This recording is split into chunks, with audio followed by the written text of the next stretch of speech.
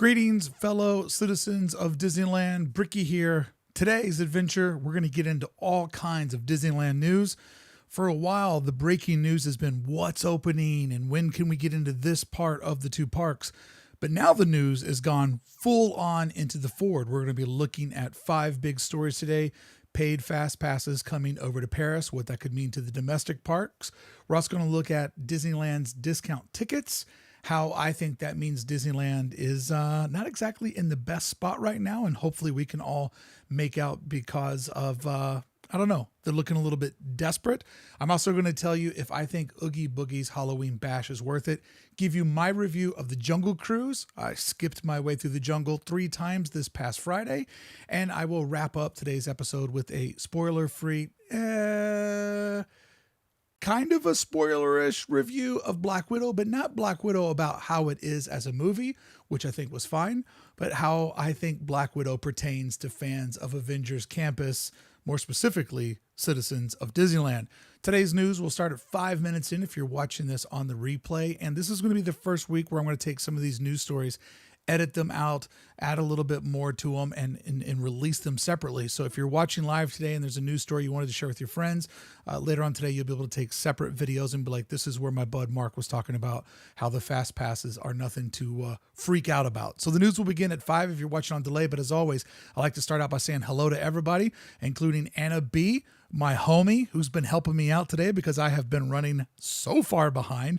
A lot going on. Want to give a shout out to Scary Gary, Liani, Tony Mendez, Daphne Lee, all my friends over at Club 1313. I want to thank each and every one of you for making today's live stream possible, all the content that I do possible, and I want to thank Club 1313 for helping push me over that hill, which was 10,000 subscribers.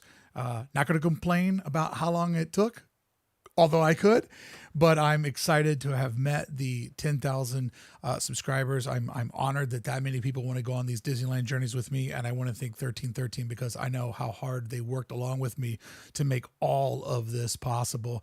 And as far as a 10K celebration, I don't know. Do you guys want to be surprised or do you want to know what it is? Katie Baker asked me, hey, Brickey, how was Cars Land the movie? Cars Land the movie. So last week I watched Cars Land the movie. You might know it as Cars with members of 1313. And oh my Lord, it was like being in Radiator Springs. To me, Cars Land is a real place. And the movie was a movie about this real place that I go to. I was blown away. I mean, they literally just hang out in Cars Land the entire movie. Daphne Lee, always with the first super chat. Thank you so much. I really appreciate it. Regina says, just having 1,000 is a blessing. No doubt about it. No doubt about it. Unfortunately, though, there are just certain perks and rewards you get once your subscriber number gets to a certain threshold. And, you know, doing it 5 days a week and just always trying to think of different and creative ways to show the Disneyland content with the new vlog series, with the news, with all the things that I do so differently than everybody else. I often started to think, is creativity punished on YouTube instead of rewarded?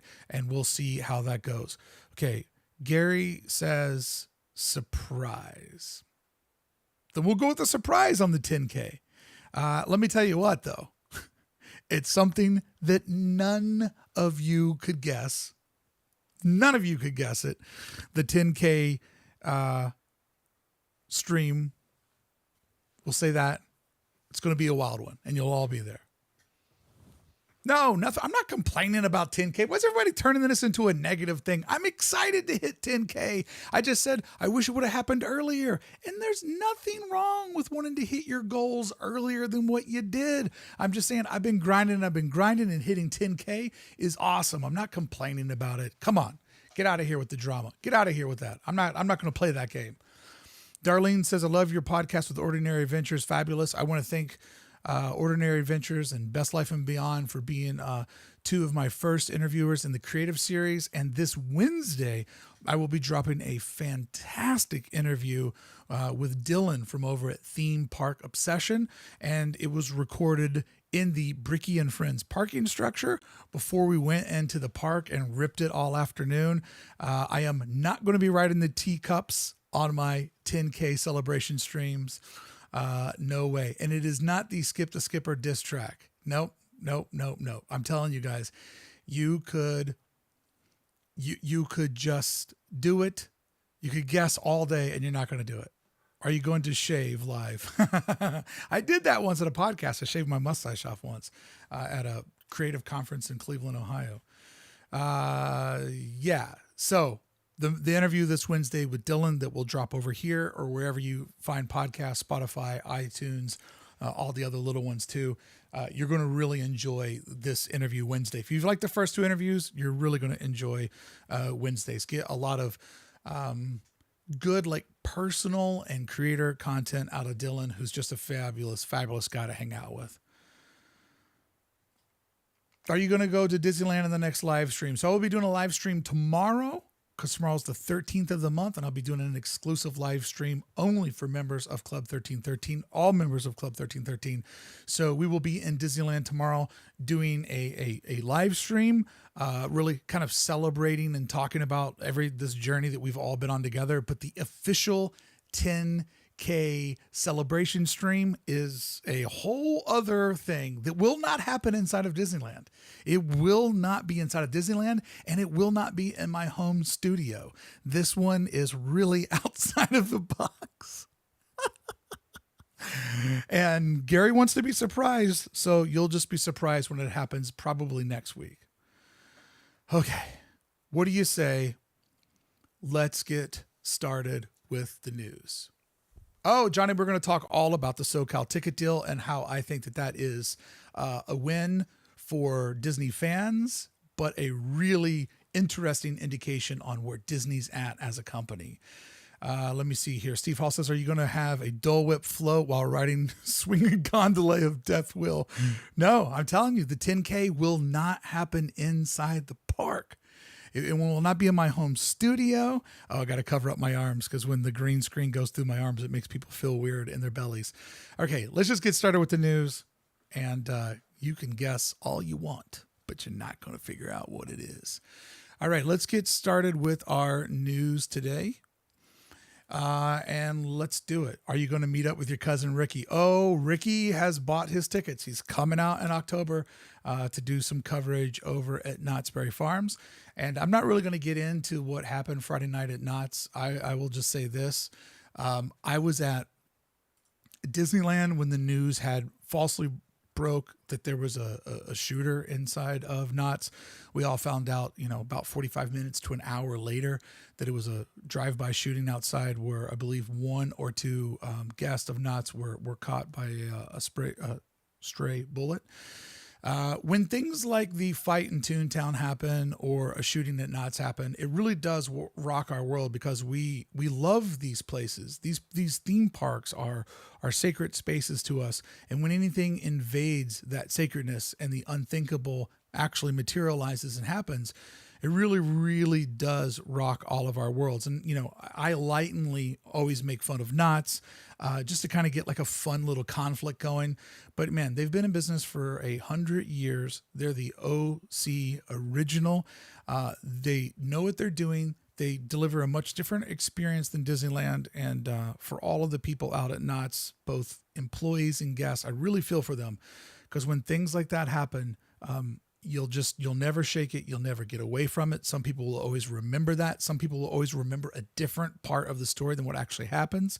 I don't cover Knott's or other theme park news, so it's not really something we're going to do in the news today, but I did want to start out by just saying, when these things happen, they are scary. And if you feel a certain amount of fear and resilience or hesitance about going back to the park, you're not alone. We really think of these places as happy places, as safe places where we celebrate the best of times with the best people in our lives. And when anything invades that, it really does just scare everybody in the whole community. And for an hour when we were at Disneyland, we thought somebody was actually inside the park.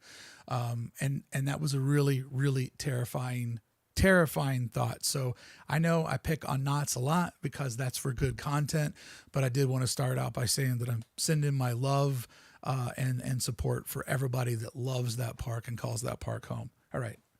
That's all that I can say about that because I don't know anything more about it, but I did want to put down my BS bashing of Knott's because it really is a great place.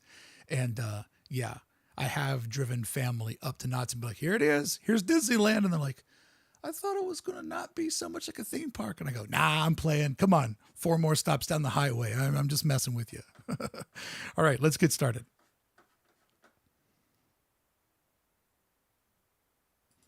All right. Disneyland Paris. All right. Disneyland Paris last week announced that they will be doing a paid premiere access, which essentially means that you can buy a ticket into Disneyland Paris. You will also get your reservation for said ticket into Disneyland Paris. But while you're there, you have the option to pay a la carte for fast passes. Now, I just want to stop right here. That's what they're doing over in Paris. And we don't know for sure that it's coming to Walt Disney World or it's coming to Disneyland. But if it does, I want to tell you this.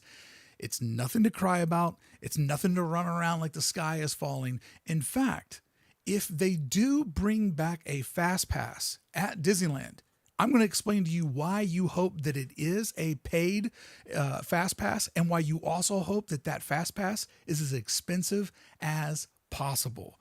Because you see, the more expensive a fast pass is, the more it helps the value customer. And by value customer, I mean the customer that's in there on a single day ticket. And by value customer, I'm politely saying someone who's at Disneyland on a budget. So the best scenario would be Disneyland never brings fast pass back. Right now, the park is buzzing at an efficiency that I have never seen in all my years as a Disneyland superfan. In fact, right now, you are probably paying the most you've ever paid to go to Disneyland. But I would also argue that right now, you are getting the most value and the best experience you've ever had at Disneyland. The rides are buzzing. There's no longer super long wait times for most attractions. And even if one does get popular, try it again in a couple of hours and you'll see 15, 20 minutes may have fallen off of the marquee. So the idea is no fast passes is my preferred way to roll because I've seen how it keeps everybody in the same system. And that system is designed to buzz as is. However, if a fast pass does get entered into the park, I would say that you better hope that it's $20 or more. And in my estimation, the best price for an a la carte fast pass would be $25 or $30 per visitor, per fast pass, per attraction. And why I think that $25 or $30 is completely fair and the number that you want, because who really needs to pay on top of a $150 ticket? Who really needs to pay an additional $25 or $30, in my opinion, to go and ride an attraction? Well, I believe that it is perfect for the person that's there on vacation or someone that ends up in Southern California, and this is their once-in-a-life trip out to Disneyland. Just last week, I had family friends that were in town from New York. Family of 4. He's a teacher. She's a freelance baby photographer. They do okay, but they are certainly far away from rich folks. They brought their entire family out to the resort and they got hopper tickets. So they were already at $800 before they bought each of the kids their one piece of merchandise. She wanted a plush stuff of Stitch. He wanted a lightsaber, but not the legacy kind. I mean, come on, he's a teacher. We're not buying legacy lightsabers on a budget. But also they had to buy food and everything. So conservatively, the family dropped $900. This is not a family that was going to buy a $30 fast pass to ride Big Thunder Mountain. However, the husband, a good friend of mine, he would have easily paid $30 if he and he alone could have went and rode Rise of the Resistance, because they struck out on getting their boarding group at noon. This is a man who will probably never, ever be at Disneyland again. And if he is, it probably won't be till 5 or 10 years from now, only in California because of a wedding, but because his adorable kids were the ring bearer and the flower girl, and the whole family was out here. Why not? We had a wacky year last year. Let's go to Disneyland. This is the perfect person to upgrade $30 to get over on Rise of the Resistance. If a few people are doing it, it will not slow down the attraction at all. However, if the price is really, really low, like the old app that we used to see where you could upgrade your ticket and then you could get so many fast passes, which every time I bought it, I never got value out of it. Why? Because the system was so flooded. So if the price is low, then the park will also go slow. If it's $5, $10, I mean, hey, I do all right financially. If I was live streaming and I wanted to take you guys on something, I knew I could pay $5 just to get on like right away. Why not? A family of four. All right. So it's $20. We don't have to wait 85 minutes for Rise of the Resistance. Or I'm sorry. Let me get that thought back out because that wouldn't apply to Rise. But if it was $20, for a family of four, right, to go over and do Radiator Springs instead of 80 minutes like my friends waited, then maybe they would do it. Maybe my friends would have done it for $20. And now you've got Fast Pass pushing standby further and further back, and it just becomes a cluster. However, my friends, good people, hardworking people, no way they would have spent $100 for a 5-minute ride through Carburetor County. Just, it's not going to happen. So therefore, I think that if they can price this and price this accordingly, then the value customer wins. And I'll say this, the more that the park learns how to play to their wealthier, upper percentage, it's a smaller percentage, but when they learn how to play to their wealthier audience, the value customer, most of us, that's the person who wins. And so if they bring a fast pass back, it will slow the park unless it's ultra expensive, and then that will keep the number low. And here's the thing, people that are complaining about this, oh, it's so expensive. Like, if you're having financial problems, Disneyland should not be a priority, right? Like, if $150 for everyone in your family is a lot for you to afford, I feel bad for you. I've been there. I've struggled. Most of us have. But if you're having financial problems, Disneyland should not be your priority. Let's not forget, Disneyland is a reward. It is not a right. So if you can only afford one trip a year, congrats. There's no shame. It's amazing you get to go one time a year, because many people I've met in my life have been once in their lifetime. So the fewer people that can the fewer people that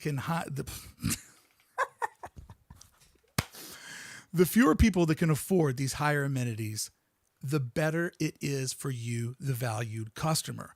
And why you want Disney to have this higher tier customer is because on paper, they're more profitable. They can make more off of the rich and offer a value to the customer that needs it. So getting some people to pay 5-10 times as much as you, it balances all out and it affords your affordable price ticket. So my argument for this would be this. There are people that have a lot of wealth and time is not as important to them, or their time is more important than what their finances are, and they can afford these things. So whenever you've been at the park, have you ever been burdened or bothered by a plaid vest tour? I guarantee you haven't, because the plaid vest tour is ran so efficiently, so discreetly, that you really only notice those tours when they're out in the major thoroughfares.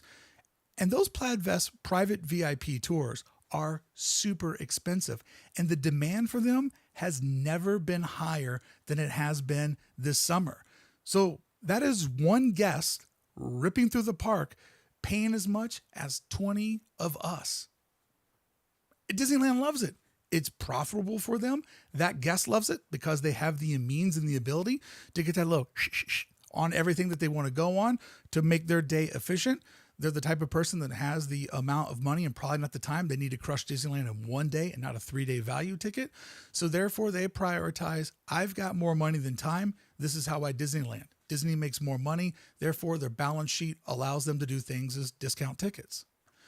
So the more exclusive that top tier is, the better that the bottom half makes out, because Disney's finding their profitability and the park isn't flooded with all of these VIPs. Because you got to keep this in mind. And this is the problem with an affordable fast pass. When a perk becomes available to everyone, then it's special to no one. So making a thing like a fast pass, a real like, should I pay for this? Do I need it? Do I need this? I mean, I know I want it, but do I need it? That will slow it down and that will keep it special. And that's exactly what we want this to be. We want this to be the ace in the hole for somebody that is really trying to get as much Disneyland in one trip and not an amenity that we come to use every time we go to the park. And lastly, let's look at it this way. Relax. You don't have to buy it. So therefore, if you're complaining about it, I would suggest complain about a real problem. Complain about a real problem like the Delta variant, right? The Delta variant. That is a real problem to complain about. That's one that could reclose our parks. So if you want to get the Disney community all fired up, let's talk about vaccinations and getting every citizen protected so that our theme parks can stay open and not worrying about a select few amount of people that have the money to do something that we deem as ultra expensive. I'm telling you right now, you want the fast pass to be so expensive that it continues fast. So I would love right now to get your thoughts on that. I got to stay focused when I'm doing these. What's up, Dylan? I see you over there in the chat. Dylan's on the show Wednesday, Theme Park Obsession. I think you guys are going to really, really enjoy the interview. And this was something that we talked about at great lengths while we were having lunch over at the Bingo Barbecue. So let's see here. Rachel says, I am anti-Max Pass. Now, if you think about it, the Max Pass, it was crap. And for what you paid, for how well it worked, it was a low cash grab. But if it was actually a la carte per ride and your cousin's in town and you really want them to see something like one of the premier attractions and you just know like, hey man, it sucks. It's going to cost us $60, but you're only in California every 5 years and we really, really want to do this. Let's go do it. Boom. You're in and it doesn't ruin it for everybody else. Oh, Katie Bear. If you could imagine, if you could hear me cheering right now in my living room, nobody could hear you cheering in your living room, dummy. You live in Malibu and the ocean's too loud. That's what cheering sounds like in the Best Life and Beyond living room. You can't hear anything over the ocean. Let's see here.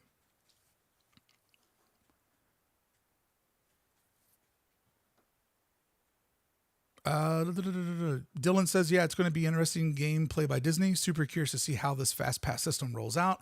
I just want to put it out to you guys, like, I don't think that this is one of those things where you have to stress about it. Chris Murray says, but Brickey, Disney is horrible. And what else can they think about on social media? And looks so cool. Oh, Melissa, is this the propaganda hour? Yes, it is. Yes, it is. Rachel says, Magic Pass was mega crap. The pics each day were cool, though. Let's see here. Keep those fast passes high like Club 33. Well, exactly, man. Like Club 33, if everybody could afford to go into Club 33, and it's a tremendous opportunity to get to do it, and I have felt privileged when I've been invited to go in, but it can only hold so many people. So the price is so high so that only a few people can get in there, which keeps it special. And I would say that you would love for this and everything else that they roll out to be special. And what we're really going to look at here with our next story too, and what we'll be looking at on the news channel for a while, is that if Disney does come out with some sort of low grade rewards program, and then there's like the higher tier of 33 members and VIP tour guides, you better hope that whatever they create to hit that customer in the beginning, that it skews more expensive than less expensive. Because like right now, you're paying more than you've ever paid to go to Disneyland, but you're able to get on more rides and get better experiences. 2 years ago, when you had your pass, yes, you were paying less per visit, but think about those visits. Sometimes things were too crowded. You couldn't really get into rides. When you did, you had to wait a long time. Your fast passes meant that you waited 15 minutes instead of 45 minutes. I mean, there is something to the way that the park is flowing right now that you don't want to completely break it. And don't get me wrong, I hope that there is a value that comes back to guests, but you want to hope that Disney placates to higher people that have not higher people, but people that have more financial means, because it does benefit people in the bottom. All right, let's move over to our next news story, the discount tickets that everybody was so excited to see last week. And this is what I want to say about the discount tickets. I think Disneyland has just showed their hand, not these hands, but their poker hand. They have just showed their hand with a discount ticket. Because where you may be excited about the value, and I am too, it's $249 for 3 days. That equals out to $83 per visit, which is a savings of $66 per visit. I mean, you essentially get a free ticket when you get 3 of them. To break it down, if you're a hardcore person that loves malls like I do, that's 44% off of their ticket. So I say, why would Disney offer a discount ticket? Why would they offer 44% off if things were buzzing? Because Disneyland, my friends, is desperate. They are desperate, and the value ticket shows that they are desperate because they need to fill their park. And they're trying to fill their park with a ticket that's 44% off, but more importantly, requires you to come any 3 days that you want between the day that you buy it and the end of September. Now, currently, the multi-value tickets that a lot of YouTubers buy so that you can come, you buy a 3-day ticket and then you can go once a week for 3 weeks, and it gets down to about $100 even per ticket. But that has to happen within a small window. With the cheaper ticket, Disney wants to make it easy. No more silly block out dates. No more silly, you have to do it all within 15 dates. They just want you there anytime between the day you buy your ticket and September 30th, which to me sounds a lot like the business model of the old annual pass, where the idea was fill the park with discount customers, hit their desired capacity for the day, and in that, they will gamble that while you're there, you will shop and eat hard, figuring out the difference in what that ticket discount was.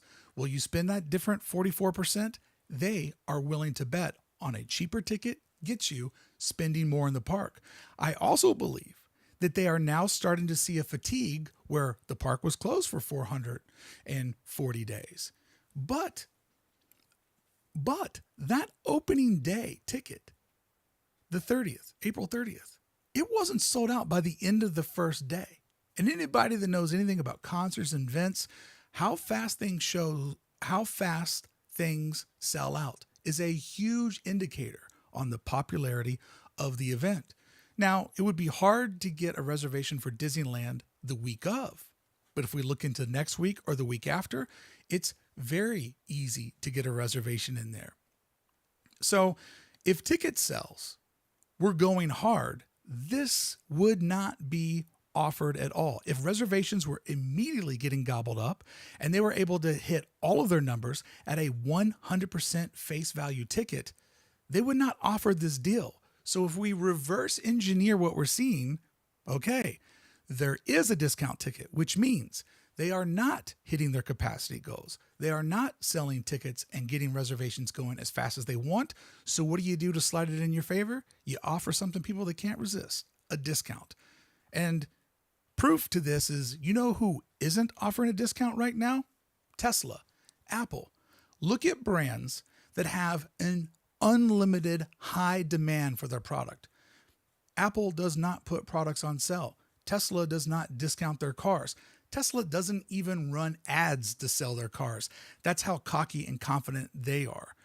But Disneyland has removed themselves out of that upper echelon of businesses that everybody covets and people throw money at because they're desperate. They need more people in their parks. They need to sell more tickets. And this is very important. While every other theme park in the area is really making their season and annual passes sweeter deals than ever and kissing up to you over on social media, Disneyland, who maybe thought they had the ego and prestige to be, we're the one park in SoCal that doesn't need an annual pass. they may be getting pushed in that same direction because their competitors have done such a good job of retaining customers and offering true theme park value. So I know that a couple weeks ago, Fresh Baked Dave said that he was reporting that the rewards program, not the annual pass, rewards program, was getting pushed back. Now, I have predicted in other videos that you can go see that the rewards program will be completely lackluster. Will be completely like lackluster, non-event, like nothing to get excited about. The way that I would describe it to people is think Costco membership, but for a theme park. But if Dave's sources are correct, and this program is getting pushed back, even though Bobby Chapstick and Smooth JD and Kenny P. Rocks all have said at different times. Kenny P. Rock said he would release it as soon as possible. JD said not too far away to the LA Times. Bobby Chapstick said this year it would happen if Fresh Baked Dave's sources are correct. And this is going to get announced or pushed back to January. That says to me, friend, or even if it was supposed to come out right now and instead they went with a value pass, all of this says to me, friend, Disneyland, they're scared. They need more time. They have lost their confidence on a rewards program where the more you spend, the more you earn. The fact they're not showing what this is and they're offering a value ticket, they're still playing with the numbers. They're trying to get the scales even. And they're trying to see, can we go in as the only theme park in Southern California without an annual pass? And the offering of a value ticket to me says no. So enjoy your discount today, but I'll be keeping my eyes on the future of a real annual pass program and not a rewards program. This is Disneyland. It ain't Starbucks. It ain't Costco.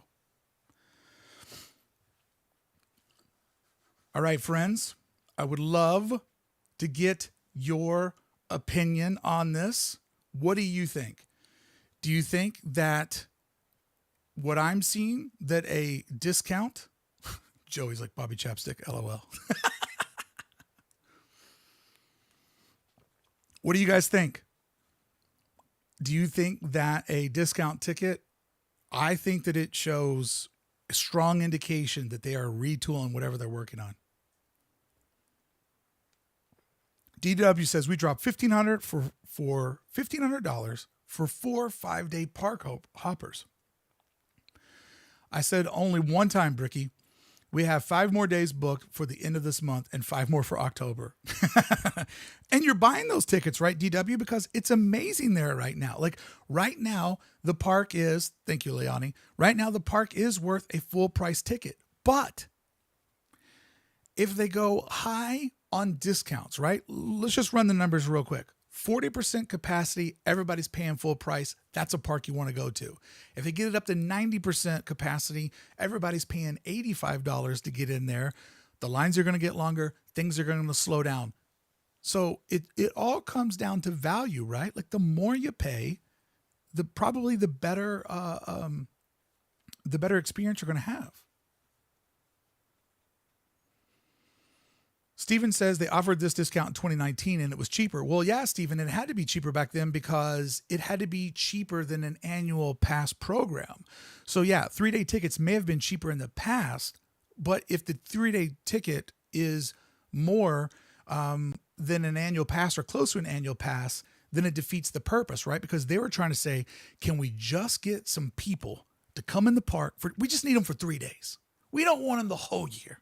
We just need them for like 3 days. We can get them for 3 days and then get rid of them. We'll be in a good spot. So everything is always priced so that it doesn't knock out that next tier.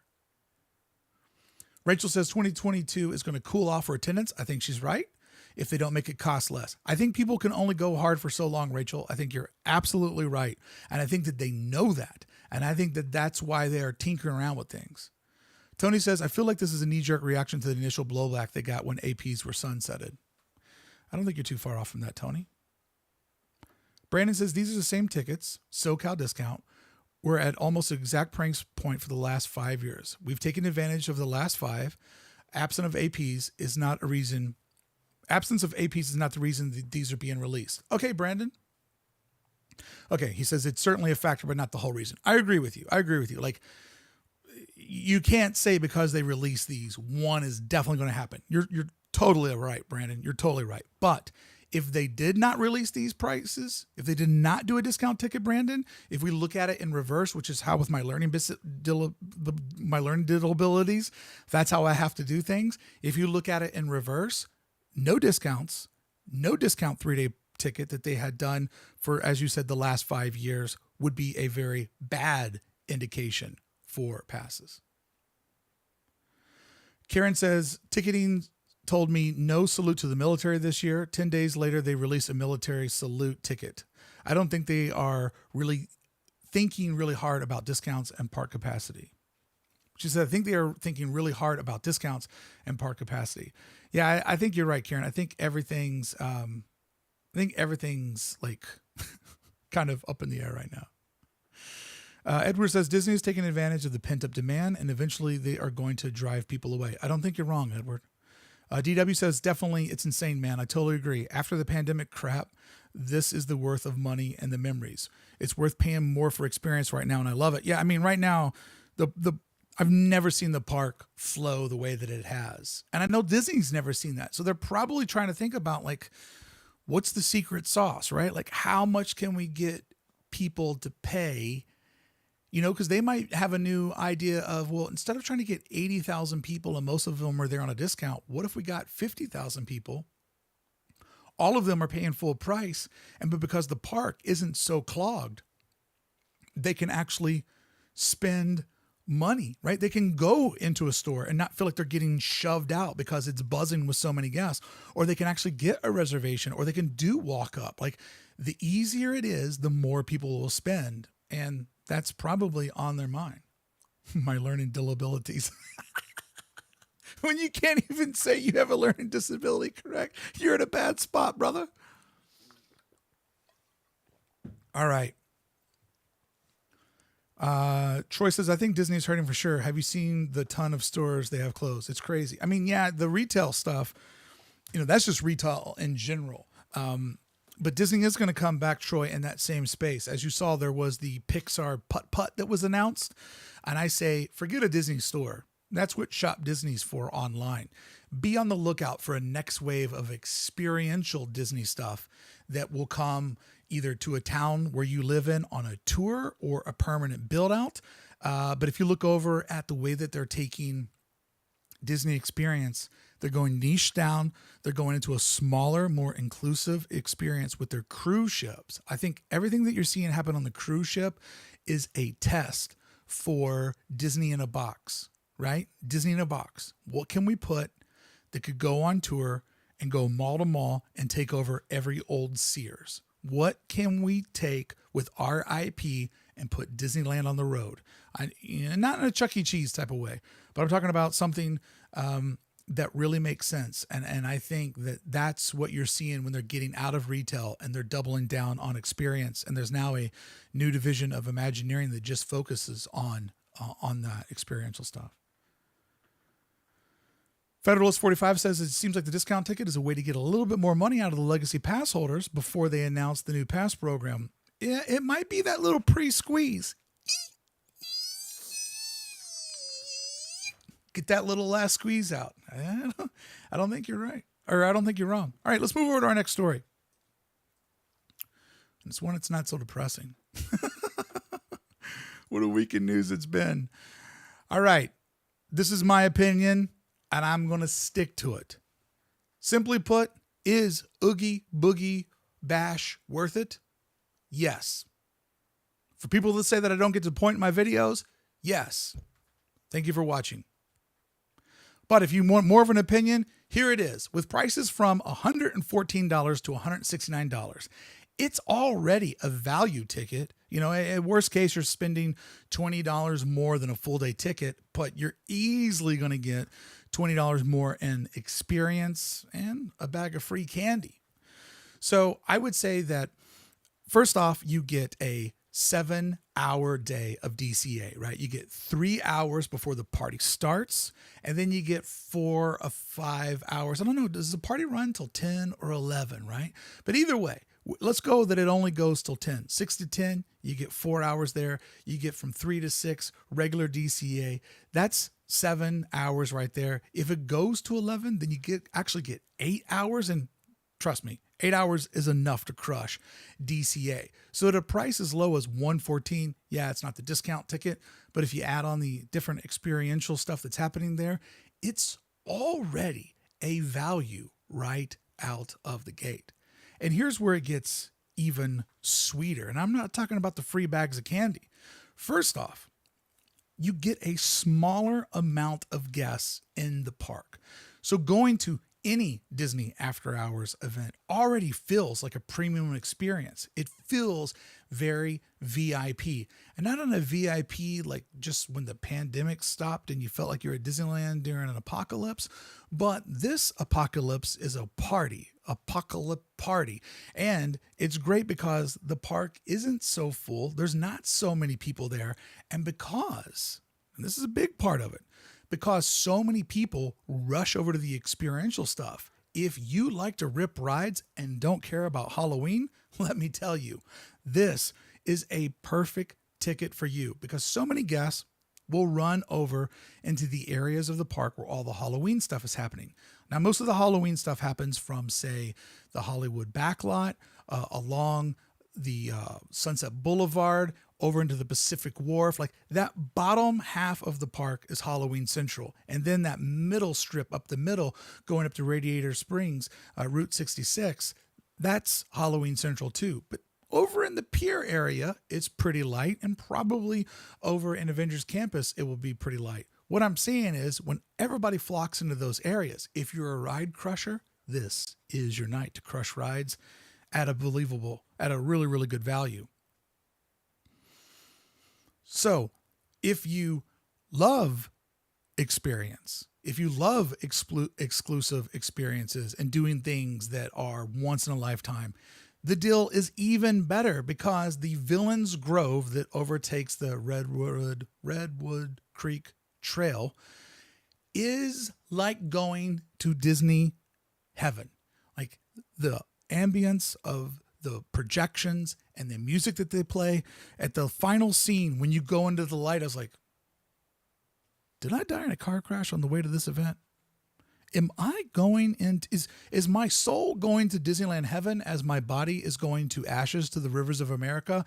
Like the exclusive experiential stuff they have is so awesome, and it gives you the ability to create some awesome memories, and if you're into social media, even better photos. Or are the photos better than the memories? That's up for you to decide. And it's open till 11 p.m. So it is 8 hours.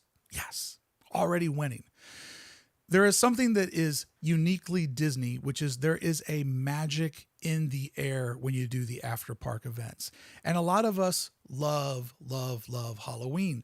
And we've seen Halloween depicted in our favorite TV shows. And there's something about when you see Halloween on Stranger Things or E.T., it just has that magic to it that sometimes when you're walking through your neighborhood might not be there. But walking through the extra wide streets and thoroughfares of Disney's California Adventure with all of the sound pumped in and the world-class lighting and the fog, it feels cinematic. Like it is that uniquely Disney experience.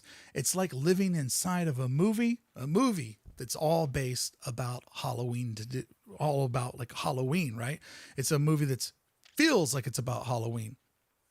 So, what I would also say to you is this: if you're somebody who's really worried about value, there is almost way too much to do. In fact, there is too much to do. You kind of have to pick. Do I want to do rides or do I want to do experiences? Which experience are most important to me? If you want to do rides, you can just crush all the rides. But if you're about experiences, you kind of have to pick and you have to go along with the schedule. And to me, when you feel like you've left money or fun on the table, that, my friend, that is the definition of value. So if you ask me, is it worth it financially? Absolutely. Is it worth it? Like your time and having a good time? 100%. My biggest sell to anyone, if you could only come to DCA one day out of the entire calendar year, and I've said this before I was shooting this video, come for Oogie Boogie's Bash. It is the best value. It is the best day to visit DCA, bar none, the entire calendar year. And I'll give you the same advice for anything that they do after dark over at Disneyland. I don't even care what the theme is. I'll buy the ticket because I know it is a true VIP, once in a lifetime Disneyland experience. And for that, I think it is so worth the money. And the money is actually a great value when you shape it or share it up next to regular days on the calendar. With that being said, am I going to Oogie? Hell yeah. Am I going to Boogie? Guarantee it. Am I going to Bash? Let's see. Going to try to get as many tickets as possible tomorrow. My goal is to be there weekly live streaming to take all of you there with me. But tickets go on sale no earlier than 9 a.m. tomorrow. Wish me luck. 25 different dates. A lot of fans wanting to get these tickets. Do not sleep on this. If this is something you want to do, set the old timer and get ready to look at the goat as you wait for your turn to get tickets. What says you over in the chat? Would love to see what you guys think. Have you been to Oogie before? Have you bashed? Have you done it? Do you love it? See, Tony Mendez, I'm telling you, man, I could sell tickets to this all day long. Look at the kids. Look at the kids having so much fun. I'll also say that to you. This is a completely safe, fun family environment. When you're trick-or-treating with the kids out of the neighborhood, you got to worry about stray dogs. You got to worry about cars. You got to worry about razor blades. That's an urban legend. But at Disneyland, there are no cars. The stray dog is Pluto, and he's pretty friendly. And I don't think there's any razor blades in the candy. So it is a completely fun, memorable moment for the family. And I'm not a family guy. So if I'm giving you family advice, you know you can trust it.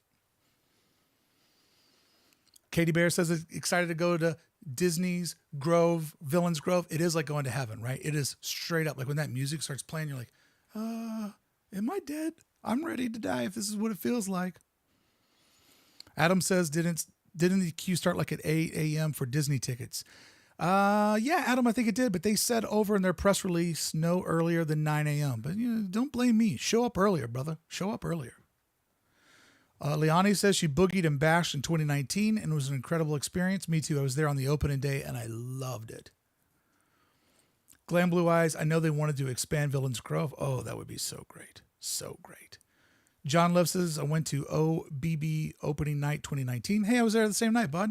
Was blown away. Great value for my money and more fun than I could handle. Yeah, there's too much to get to, which is always a sweet deal. Sip. Liani says, walk on rides and solid vibes.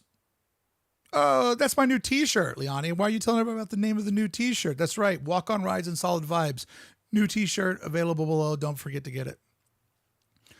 Let's see here. West Coast Avenger says, I believe there's never been a record case of razor blades in candy or poison. All urban legends. Yep. That's right. You are absolutely right.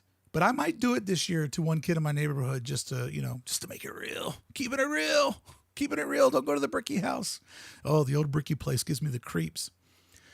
Katie Baker says, Oogie Boogie is better than a whole day for me anyway. Really excited to go this year. I'm right there with you, Katie. I think that it's just like such a rad day to go. Mikey Sains, my only regret about Villains Grove was leaving. Oh man, Villains Grove is like such a cool. I got to get these kids off the screen. They're creeping me out. Bunch of little punks. Yeah, it's such a good time. Yoon says it's going to be their first time. Hope you have fun, Yoon. Peter, what's up, bud? Hot take. Oogie Boogie Bash greater than Mickey's Halloween Party as an event. Disneyland does better. Halloween. Oogie Boogie Bash greater than Mickey's Halloween Party as an event. Yeah. Disneyland does better Halloween time day tickets versus DCA. Yeah, man, I think Oogie Boogie Bash is better than Mickey's Not So Scary Halloween Party. Like, I thought it was better. I thought it was way better. I did the Mickey and I thought that was a great value, but just there's something about DCA with the wider walkways. It's just designed to carry more of a burden. It's the newer park. They kind of had an idea of both people and attendances have gotten bigger. So it's just kind of designed in a way that holds more guests. And I don't know, it just has a really, really good vibe. That being said, if I'm watching a parade, I'd always prefer to see a parade ripping down Main Street because it has the emotional tie. So when I watch the Not So Scary Halloween parade, it's Halloween, Halloween, everybody. Da, da, da, it's Halloween. I got to watch that over on Sunset. I got to be in that urban atmosphere for the parade. It's got to be doing that. Veronica says, will there be any Halloween fireworks at either park? So there will be Halloween fireworks weekends over in Disneyland. Hollow Screams has returned. I think that's the name of the fireworks show. It will be on the weekends, and Monday through Friday over in Disneyland, you will get the projections. As well, over in Disneyland, you'll get the 20th anniversary of the Nightmare Before Christmas, the Haunted Mansion holiday overlay. That will be over there, as well as Big Mickey Pumpkin in Town Square. So there will be some things to do over in Disneyland, but there will be so much more to do over at Oogie Boogie Bash. So if you're coming in from out of town, my advice would be this: buy one ticket, go over to Disneyland, have a great time. Buy one holiday ticket, a special event ticket for Oogie Bush. Oogie's Bush. I don't think that's what it's called. Oogie Boogie's Bash. And then you can do both parks 2 days. If you can get the right kind of package, you're like under $300 a person, and you'll have a good time. Guarantee it.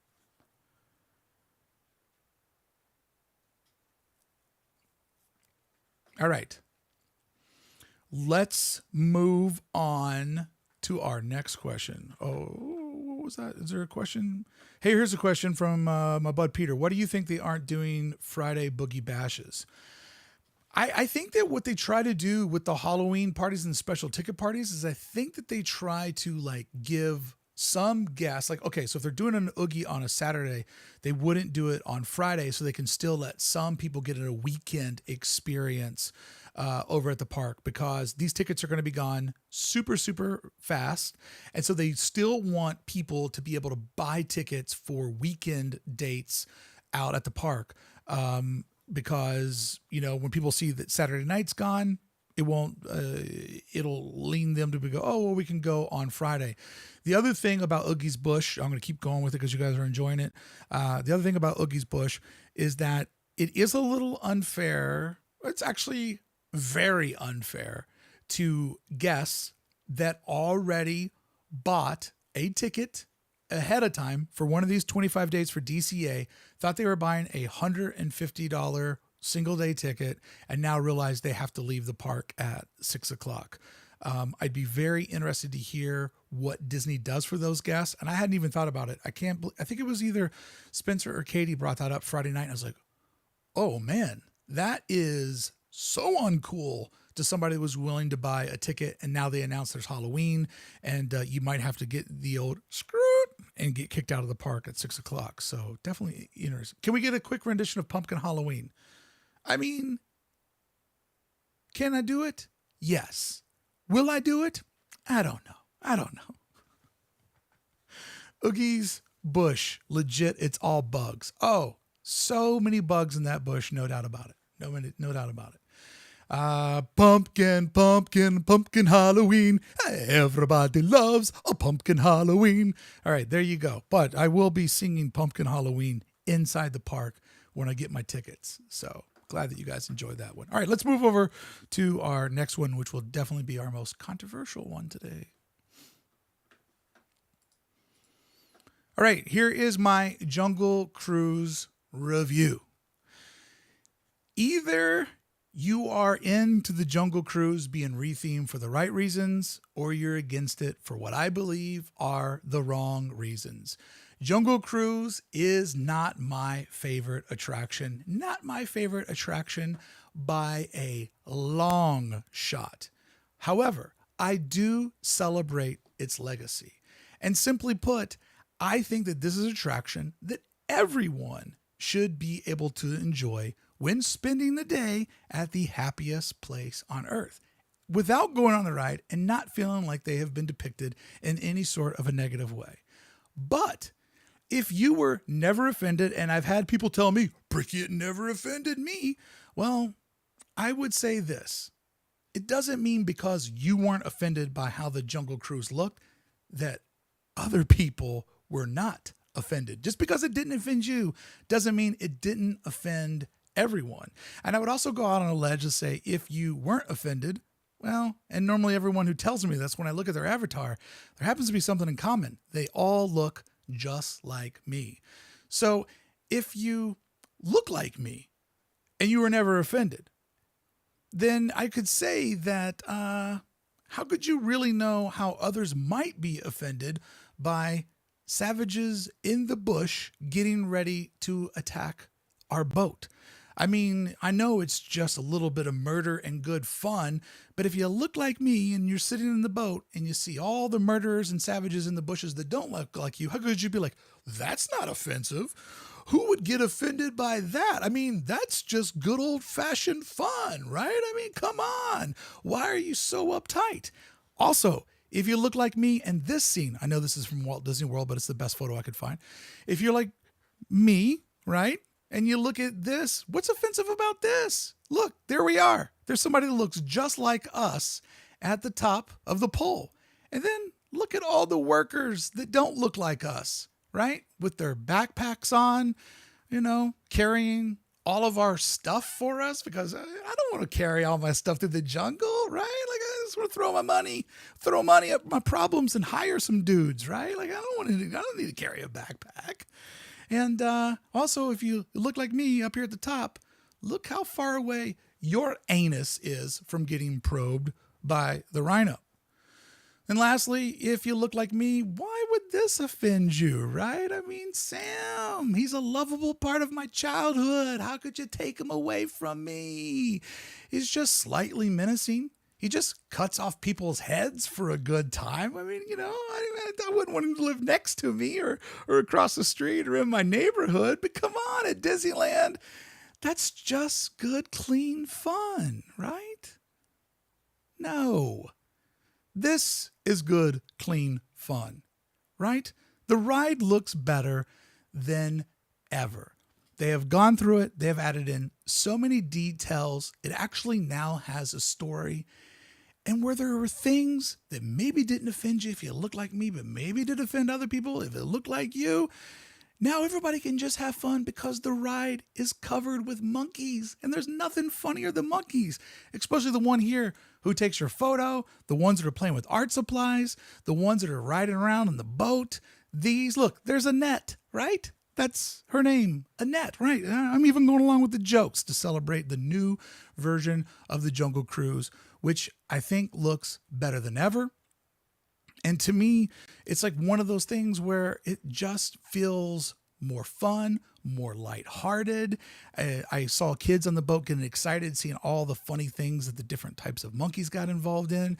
And, you know, other than not looking that great at night, this scene shines at night. It has sort of a Christmas vibe, and I'm all about the Christmas vibes. But other than not looking real great at night, I do believe that the ride looks better than it ever has. It actually has lots of artistic elements that have been added so that it actually tells a really, really good story that's smart. The monkeys everywhere add a lot of fun to it. And to me, the most offensive part of the Jungle Cruise has always been the horrible jokes. And the horrible jokes have been tamed down. So, you know, not everyone wins on the Jungle Cruise, but let me tell you this. Your park has not been ruined. Your park has been plussed. And if you can't see that, you clearly can't see past looking like me and having empathy for someone who doesn't look like you. Just because it doesn't offend you, just because it didn't offend you, doesn't mean it didn't offend anyone. And no character in one scene makes Disneyland the special place that it is. What makes Disneyland special is all of us there together, making it magical together. And all of us, while we're having that day, should be treated the same, and not just the ones that look like me. So I think the Jungle Cruise is the best that it's ever been. And I'm really in love with the little monkey at the end that operates the camera. Like, I really, really do love that guy. And I can only predict he will be the most merchandise part of this new attraction. Would love to give your thoughts. I know there's so many POV videos. I'm a little bit late to get my video up. I'll be doing vlog number 7 tomorrow, and my vlog series will go up tomorrow. And you can see I rode this thing 3 times. And I have to say, it's probably the 3 times I've enjoyed it the most. Victor says, not only is it about empathy, it just makes for a more fun experience. Exactly. I'm already cringing from the jokes. I don't also need to cringe from the racism. 1 cringe per attraction, friend. 1 cringe per attraction. I hope we get Photo Monkey merch. I'd pay for Photo Monkey. Photo Monkey is awesome. Why he doesn't actually take a photo? Because when you look at him, it's like pure joy. I'm not a father, but I'm going to say that it's probably better than seeing your kid born. Like that monkey is, you're like, oh, it's a monkey and he took my photo. Like it's got to be up there with that moment. I don't know. Comment below. Maybe you have kids.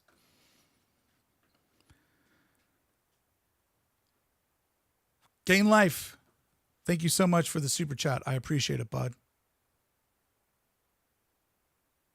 Oh, yeah, and there's the monkey that's spinning around on the old-timey gramophone. Yeah, it's fun, man. And the store, the shop with all the treasures in it, like you'll just find a new one every time, and this will decorate really, really well.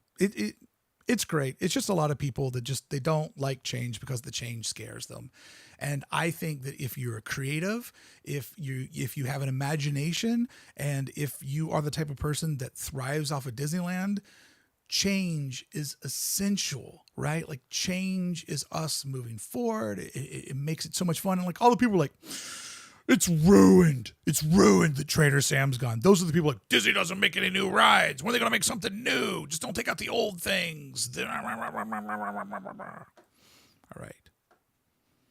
Last story of today's news. Thank you so much for hanging out with me. Tomorrow I'll be doing a live stream exclusively for Club 1313 members. And probably next week I'll be doing my 10,000 celebration stream. You guys still sure you want to be surprised? Still sure you want the 10K to be a surprise? And Wednesday on Disneyland For Designers, and also over here on the YouTube channel, you'll hear an amazing interview that I did with my new friend Dylan over at Theme Park Obsession. And if you've enjoyed his videos, he can be a little quiet and stoic at times. And I think this will really make you feel like you have a connection with who the guy is behind the camera.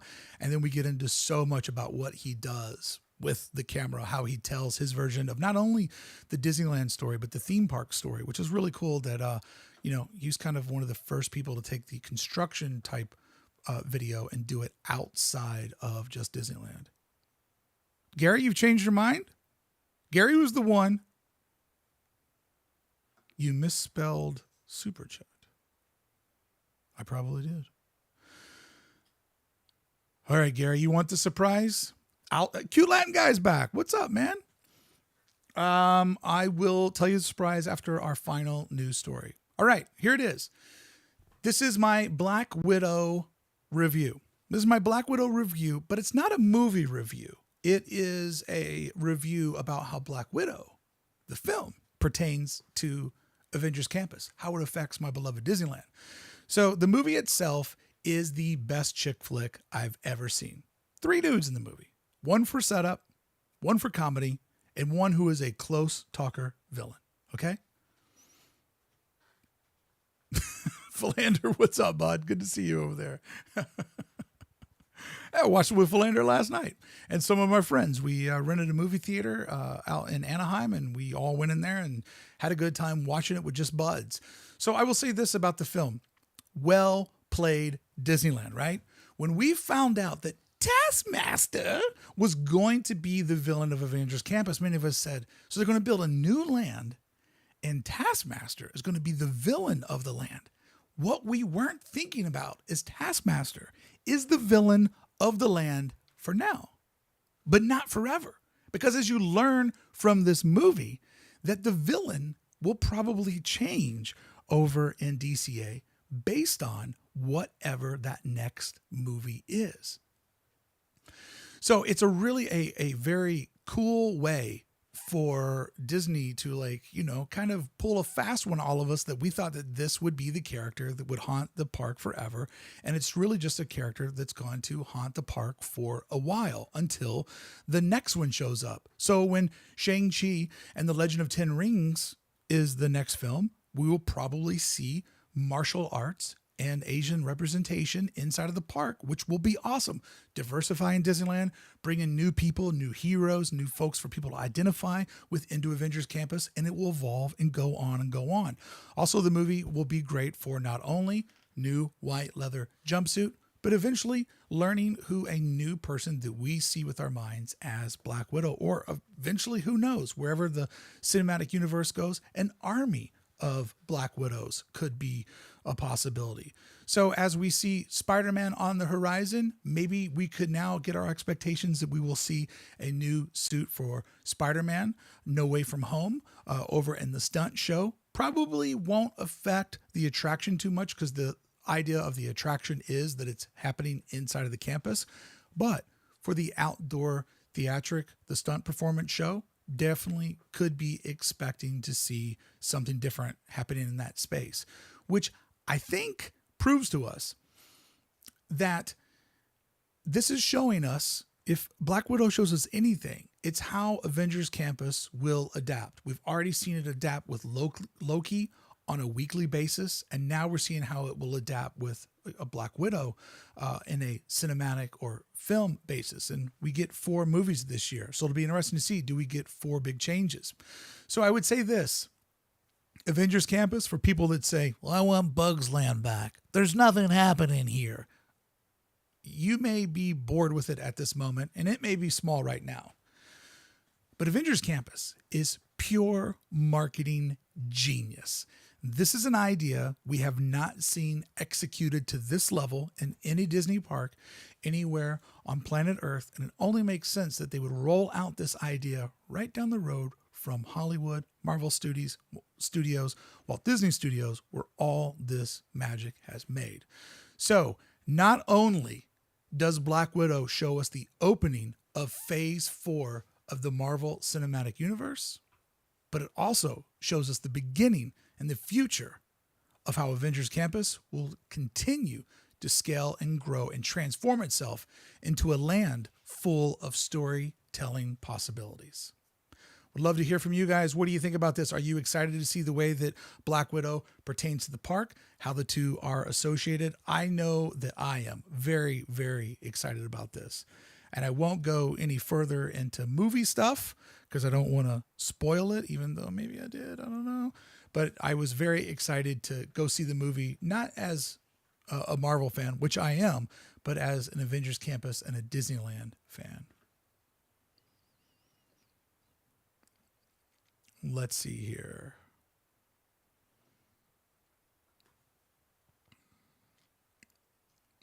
All right. Want to hear your comments. Bring back the Helmick ride. Heimek.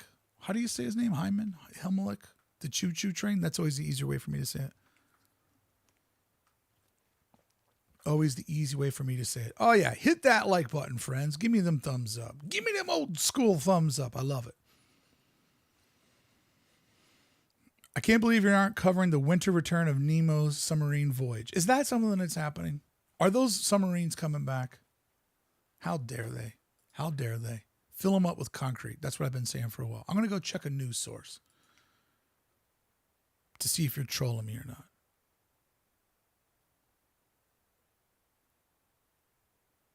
You are trolling me. Choo Choo Train was awesome.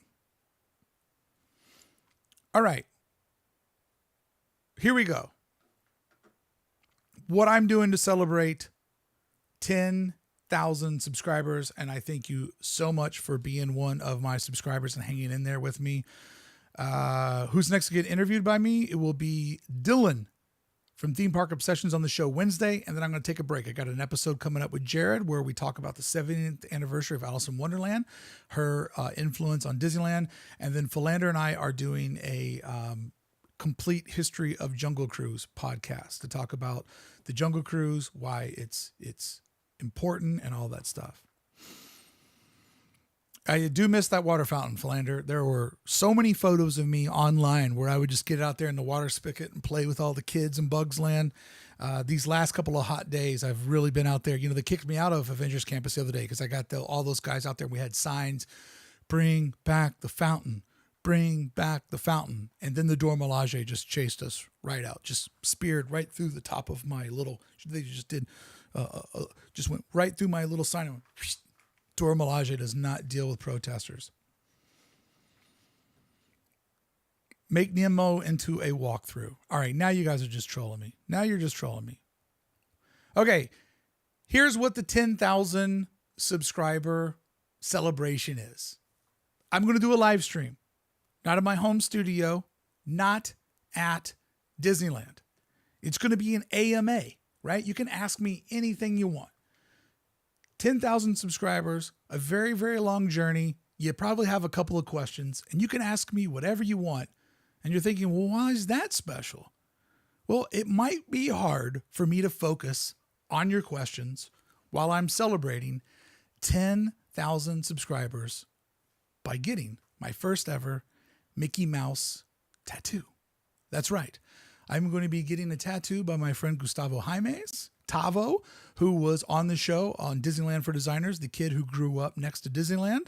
And so therefore we will see how well can I focus on a live chat and answering questions while I'm also getting tattooed to celebrate 10,000 subscribers with my first ever Mickey Mouse tattoo. So there you go. Nobody has done that one before.